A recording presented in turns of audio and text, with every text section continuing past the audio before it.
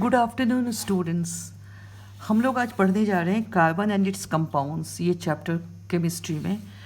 ये चैप्टर मैंने क्लास में, जब से स्कूल चल रहा है क्लास में, तो मैंने पढ़ा दिया है, ऑलमोस्ट कंप्लीट कर दिया है।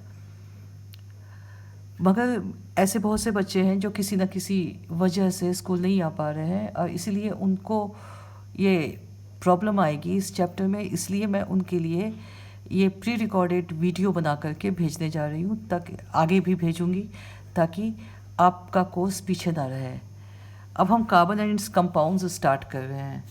तो सबसे पहले मैं आपको कार्बन के बारे में बताऊं। कार्बन एक ऐसा एलिमेंट है which bears a significance, immense importance in our life, elemental form में भी and in form of compound भी। एलिमेंटल फॉर्म में carbon, you know, it exists in form of diamond, graphite, coal, coke, charcoal. Diamond, graphite के क्या uses हैं आपको पता है अच्छे से। कोक, कोल, चारकोल ये सब फ्यूल के रूप में यूज़ होते हैं, रिड्यूसिंग एजेंट्स के रूप में होते हैं, बहुत इंपॉर्टेंट है हमारे लिए। और ये तो एलिमेंटल फॉर्म हुए। अब कार्बन के जो कंपाउंड्स होते हैं, there are a large number of carbon compounds existing in nature and which are synthesized also in lab. These carbon compounds, they are named as organic compounds. ये organic compounds हमारे लिए बहुत ज़्यादा important है। हमारी पूरी बॉडी ऑर्गेनिक कंपाउंड्स से बनी है। Plants, organic compounds, plants and animals की बॉडी में ऑर्गेनिक कंपाउंड्स ही तो होते हैं।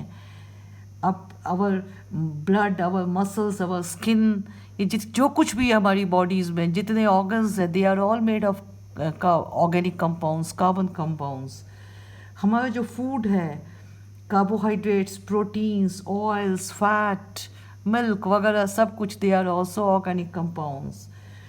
जो हम कपड़े पहनते हैं, made of wool, cotton, nylon, polyester, ये भी ऑर्गेनिक कंपाउंड्स है, कार्बन कंपाउंड्स है।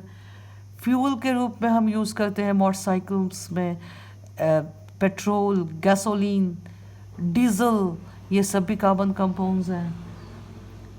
हम घर पे जो फ्यूल्स यूज़ करते हैं डोमेस्टिक फ्यूल के रूप में, सीएनजी यूज़ करते हैं, एलपीजी यूज़ करते हैं, ये भी कार्बन कंपाउंड है।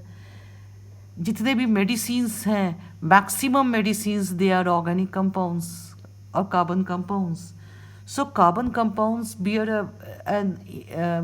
a lot of importance in our life. Old days में क्या था कि carbon compounds were extracted from, organic compounds were extracted from plants and animals' bodies. We used to get it from their bodies. जैसे आपको पता है urea is obtained from urine, lactic acid is obtained from milk, and most of the organic compounds, they are obtained, sucrose है, sugar है, glucose है, alcohols है, they are all obtained from plants or animals body. Then scientists tried to synthesize these compounds in lab. उन्होंने सोचा कि केवल हम plants और एनिमल्स के ऊपर क्यों डिपेंड करें, इनको सिंथेसाइज करने के लिए we can synthesize them in lab also. And they tried a number of times, but every time they failed. And this failure led them to just formulate one theory that is called vital force theory. Vital force theory. Vital force theory says that it is impossible to synthesize organic compounds in lab because for synthesis of these compounds, some vital force, some divine force, some undefined force which is present inside the body of a living organism, that is responsible. Means हमारी body में कोई ऐसा force होता है, कोई divine force होता है, कोई वाइटल ऐसा फोर्स है जिसकी वजह से बॉडी के अंदर तो organic compound can be synthesized but not outside the body. That is why we are not able to synthesize them in lab. But accidentally a scientist was there, Wohler ने 1828 में accidentally एक organic compound lab में synthesize कर दिया, and that compound was urea. कैसे किया? Actually he was trying the reaction between ammonium chloride and potassium cyanate.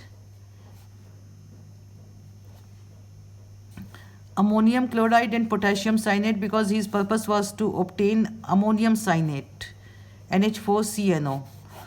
अब क्या है कि अमोनियम साइनेट जैसे ही बनता है, it is unstable and it immediately rearranges itself to give NH2CONH2, that is urea. So he got urea instead of ammonium cyanate. So that was an accidental compound, and that became the historical compound, that is the first ever synthesized compound in lab. And this experiment also became a history. Wohler is credited to prepare the first organic compound in lab. और जैसे ही ये compound बना, the vital force theory existed no more. This compound gave a death blow to the vital force theory. और उसके बाद फिर scientists ने और sincerely try किया, तब फिर they finally succeeded, and then they started making one compound after another, and nowadays we know about billions and billions of organic compounds, and we can synthesize a large number of compounds in every now and then. Every day a good number of organic compounds are added to the list of organic compounds. So ये theory ख़त्म हो गई. अब हम आते हैं carbon. सबसे पहले हम कार्बन के ऊपर ही आए. Allotropes of carbon. ये एलोट्रोप्स क्या होते हैं? Allotropy is the property of element due to which it exists in 2 or more different forms having the same chemical nature but different physical properties. Means allotropes are the different forms of an element which have the same chemical nature or chemical properties but different physical properties. And carbon is one such element which exhibits allotropy. ये जो phenomenon है इसको allotropy कहते हैं. Allotropy is the phenomenon, and allotropes are the different forms of the element. So carbon also exhibits allotropy.